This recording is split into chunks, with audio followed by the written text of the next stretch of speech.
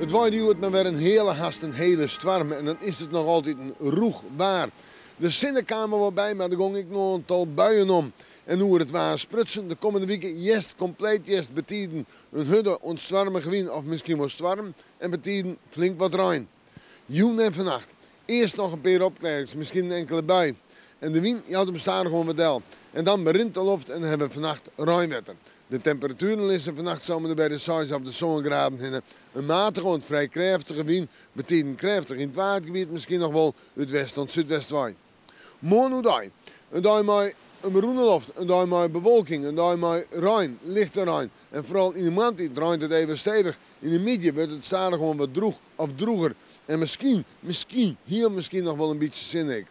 Vierders een temperatuur om de 10 graden heen en de noord-noordwestenwind die is krachtig in het kust- en watergebied, matig verderop de provincie.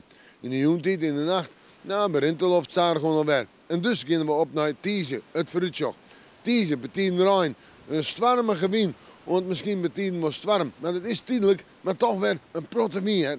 En dan zetten we terug naar Baans en Toonsje. Buien, temperaturen gaan richting 11 of 12 graden. Het blijft stevig waaien en we moeten morgen maar weer even in het jest waar.